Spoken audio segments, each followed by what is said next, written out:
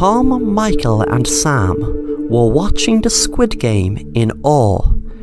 They were familiar playing the Squid Game, the regular game, without the crazy stuff in the show. They were in awe of the colours used in the show and the action. Their parents wouldn't let them watch the show, which they all thought was lame because they all were 13. Tom said to Michael and Sam, "I have such an awesome idea. Why don't we play a game like they do in that show?" Sam turned to him and said, "Have you completely lost your mind? What next? You going to pull out a gun and give us one each to see who shoots the other?" Tom replied, No, listen, I have a really great idea. We can set up a bridge across the building's roof.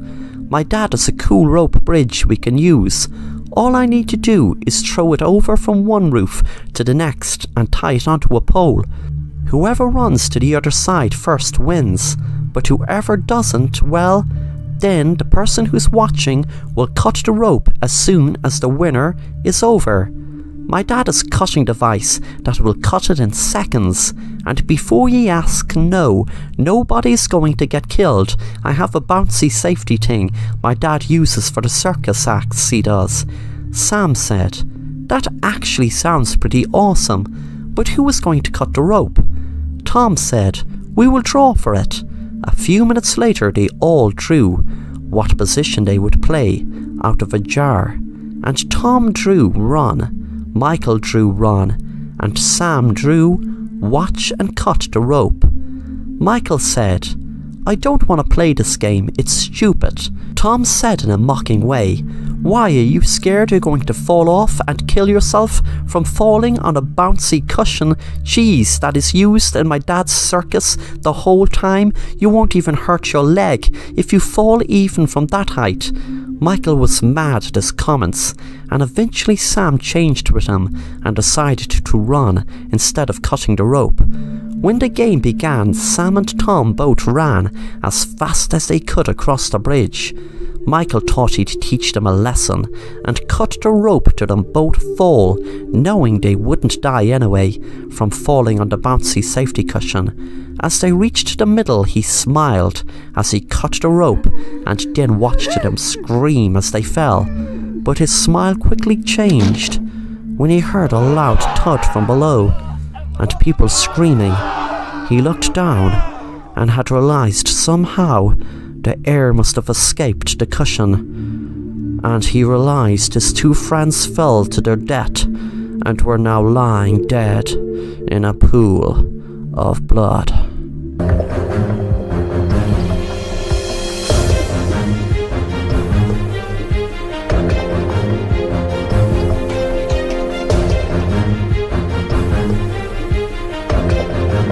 Thanks for watching The Assassin Rapper, and if you enjoy the content, then make sure to subscribe and hit the bell to be notified of new content.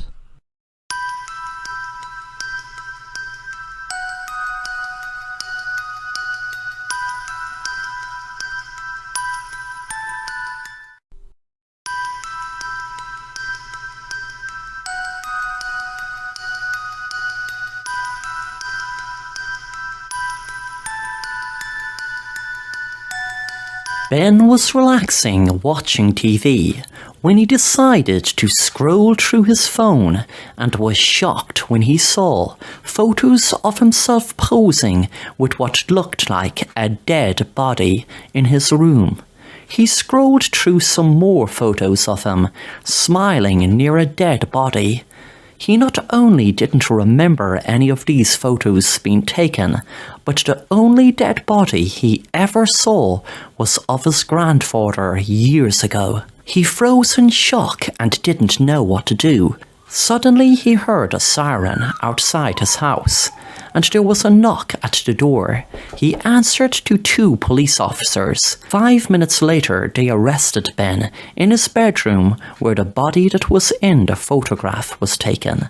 Ben was in shock, trying to explain to the police officers he didn't kill anyone and he didn't know how those photos were taken, and said they must have been photoshopped. A week later, experts analysed them and were confident the photos weren't doctored in any way. When Ben was in prison, he tried to comprehend what happened. 100 miles away, Jake, his twin brother, that he never knew he had, was writing in his diary, "Finally I got my own back on my twin brother, who didn't even know I existed. He had it all, a big house, parents, and a great upbringing, while I was bouncing from foster parents to foster parents, and most of them were drunk." Finally, Ben couldn't take it anymore and hung himself in his cell. At that exact moment, Jake felt a moment of peace and calm. Thanks for watching The Assassin Rapper, and if you want to stay up to date on new content, then please subscribe and be sure to hit the bell to be notified on new content.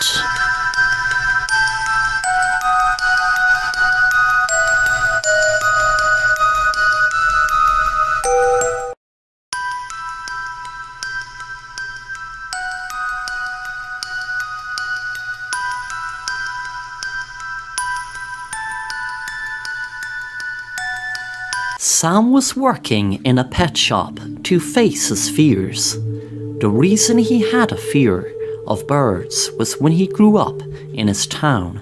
Every time someone died in a mysterious way, he would see a bird follow him. He knew that if he worked in a pet shop all day, then it would break the random act of seeing a bird follow him. It was advice he took from his doctor in a local psych ward. He worried would it only cause more people to get killed, but luckily for 5 years now, he hadn't experienced any bird following him, and there was no mysterious death in his town. While Sam spent time in a local psych ward, he was trying to explain his situation. He eventually knew that all the doctors would think he was crazy if he kept believing when a bird followed him, there would be a mysterious death. So what he did was begin to tell the doctors he must have been going through some sort of breakdown, but he knows now that of course what he believed back then wasn't true, and he doesn't believe it now. Sam was on his laptop getting ready for the 5-year anniversary party of the pet shop. He was finishing the final touches, sending out emails to his customer list, reminding them that there will be free gifts and snacks all day tomorrow, celebrating 5 years of being in business. The next day the shop was full of customers enjoying the party. Sam was so happy that his plan had worked. He first realised it 5 years ago when he did what his first doctor said. It isn't real. The birds are not connected to any deaths. That is when the deaths stopped. He smiled over at his doctor, who treated him in the psych ward, while opening a bird cage. He whispered, "I believe the birds are responsible for deaths." Suddenly the birds followed Sam out of the shop, and just before the birds could reach the door, he made sure to run and close it, watching everyone in the store drop dead. Then he smiled and said to himself, "They should have believed me." Thanks for watching The Assassin Rapper, and if you want to stay up to date on new content, then please subscribe and be sure to hit the bell to be notified on new content.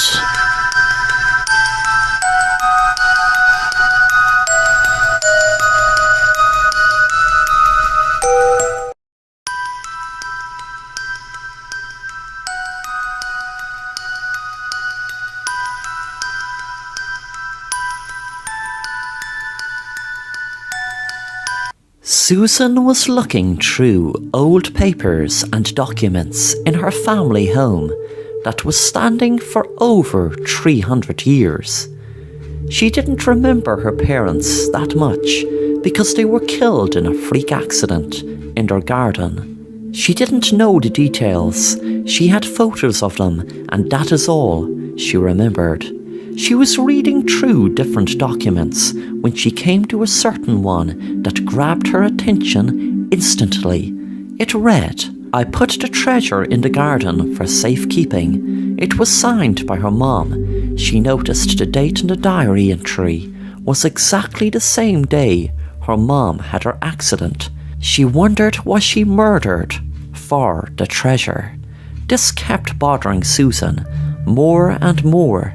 When she was out walking, she kept thinking, were her parents murdered for whatever was buried in her garden? She thought all through the years that her parents were in some sort of freak accident, and now she is worried that it was plain, old-fashioned murder.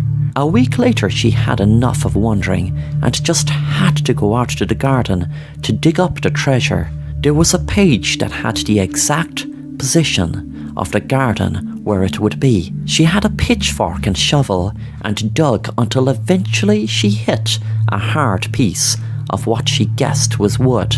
Sure enough, it was a chest, and when she opened it, she smiled, seeing that it was full of what looked like priceless gold and jewels. She came across photos that made her nearly get sick, as there were photos of her parents and what she guessed were her grandparents, with some sort of spike in her eye. She suddenly heard a noise, and her leg slipped, and she fell on the fork, which gouged right into her eye. She screamed, realizing that the spikes in the fork were what were in her parents' and grandparents' eyes. She fell into the hole and screamed when she saw what looked like a white ghost hovering over her, and within seconds she realized there were bones near her, and seconds later she was buried alive. The spirit was of Mason Jeffers, the estranged son who was cut out of his inheritance over 250 years ago. Thanks for watching The Assassin Rapper, and if you want to stay up to date on new content, then please subscribe and be sure to hit the bell to be notified on new content.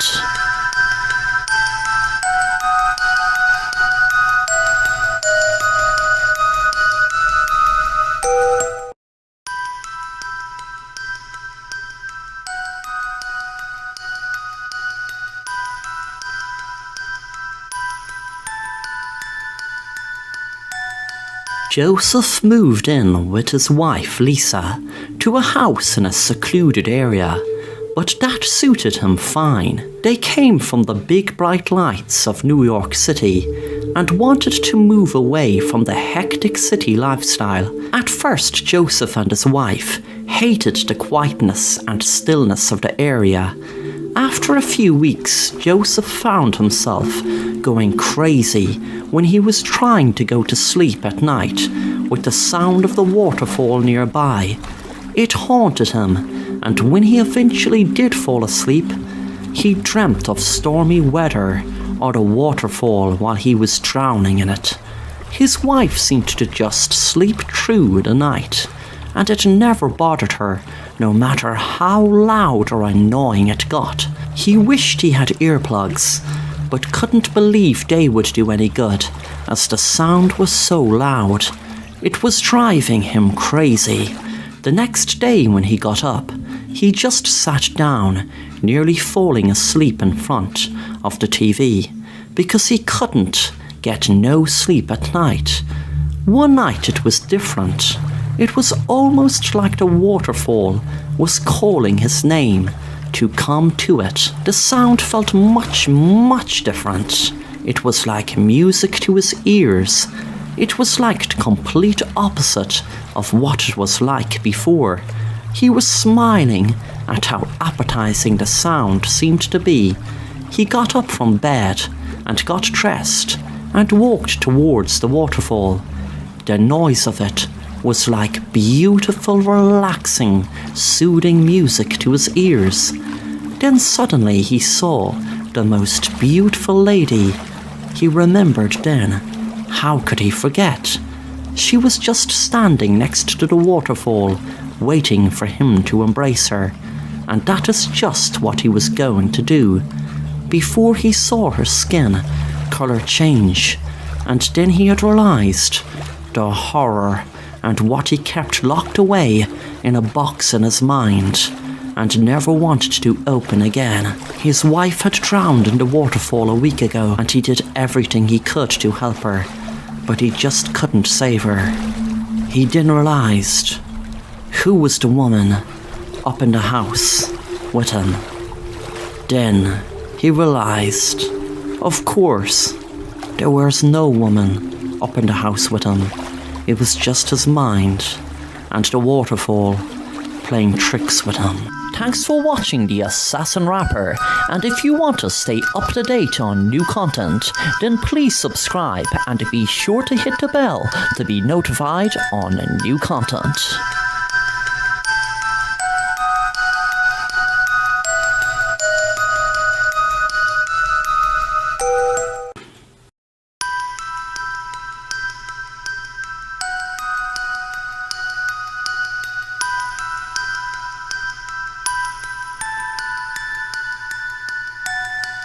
Sheriff Dave Watson was tired of the same group of teenagers wreaking havoc on Halloween night.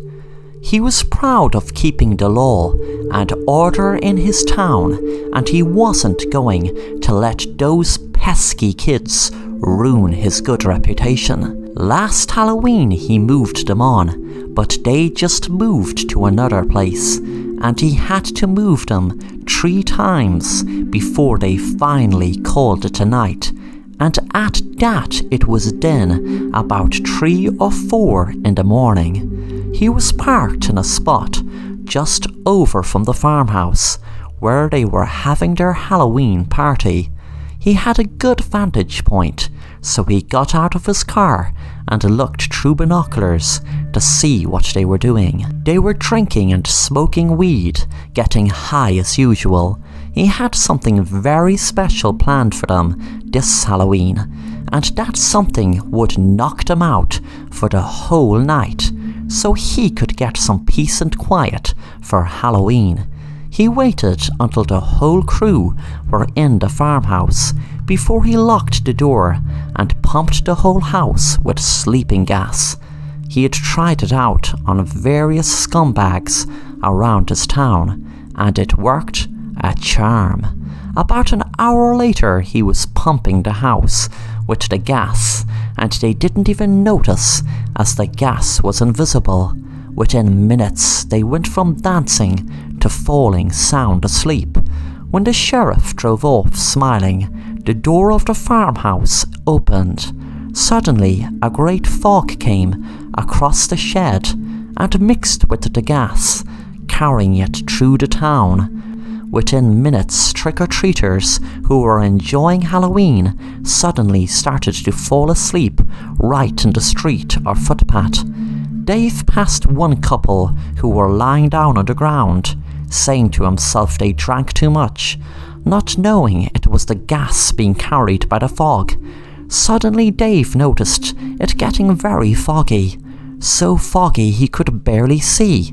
Then suddenly he felt drowsy and fell asleep at the wheel as the police car veered off a cliff, falling hundreds of feet below and blowing up, with Dave burning inside.